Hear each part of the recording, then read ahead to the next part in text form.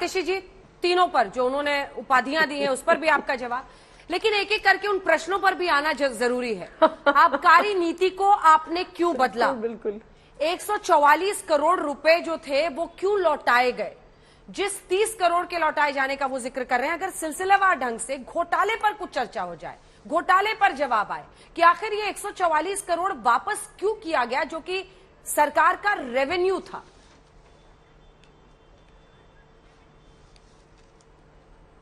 अंजना जी, सबसे पहले मैं गौरव जी को ये बता दूं, मैं इनके सारे सवालों का जवाब दूंगी, लेकिन सबसे पहले गौरव जी मैं आपको ये बता दूं कि आपने किसी भी प्रकार की जांच करनी है, सिर्फ एक्साइज पॉलिसी पे क्यों, ट्रांसपोर्ट पर करिए, स्कूलों पे करिए, मोहल्ला क्लिनिक पर करिए, दवाई पर करिए, फ्लाईओवर पर करिए, सड़क पर करिए, आप आम आदमी पार्टी की सरकार की हर फाइल उठा लीजिए, हर फाइल पे सीबीआई और ईडी को बैठा दीजिए।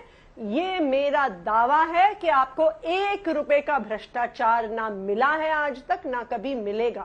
150 केस कर चुके हैं आप आम आदमी पार्टी पे पिछले 7 साल में, कोई भी एक भी केस में कन्विक्शन नहीं हुआ। 500 फाइलें शुंगलू कमेटी आपके लेके बैठी थी हमारी सरकार की, 1 पैसे का भ्रष्टाचार वो नहीं ढूंढ पाई आम आदमी पार्टी की सारी सरकारी पॉलिसीज में।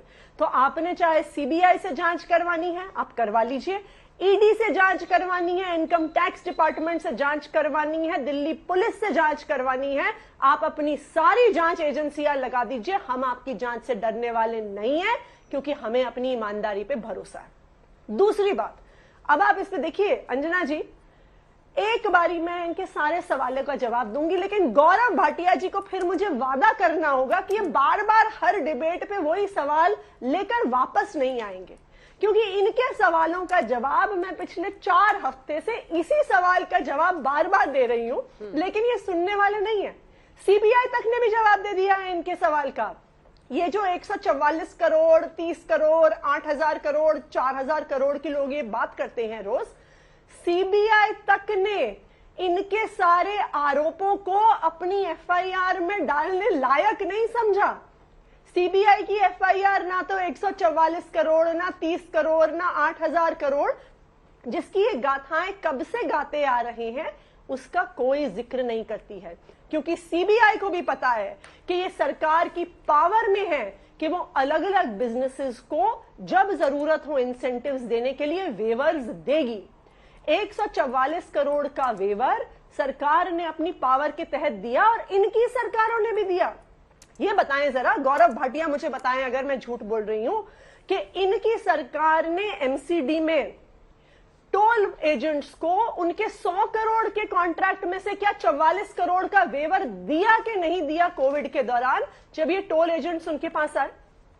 ये मुझे बताएं कि एमसीडी में भारतीय जनता पार्टी की सरकार है, क्या जो एडवर्टाइजमेंट शक्ति हैं, जो आउटडोर होर्डिंग्स के कॉन्ट्रैक्ट होते हैं, क्या इनकी सरकार ने 100 करोड़ का वेवर उनको दिया कि नहीं दिया?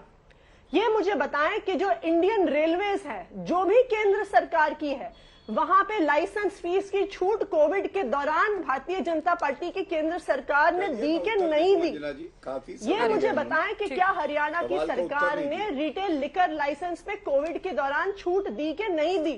क्या कर्नाटका में जहां पे इनकी सरकार है वहां पे 2,500 करोड़ की छूट क्या प्रॉपर्टी टैक्स में कर्नाटका की सरकार ने रियल एस्टेट एजेंट्स को दी कि नहीं दी? सारे राज्यों में इनकी सरकार है, हर जगह इनकी सरकारों ने भी वो वेवर्स दिए हैं, और वो वेवर्स देना सरकार का अधिकार है। इसलिए ये चाहे 1 महीने से उस स्क्रिप्ट को बार बार सुना रहे हो, लेकिन सीबीआई ने भी, इनकी सरकार की सीबीआई ने भी उस मामले को अपनी एफआईआर में नहीं डाला, क्योंकि वहां के भी अफसर जानते हैं, पुलिस अफसर जानते हैं कि वो कोई लीगल ऑफेंस नहीं है।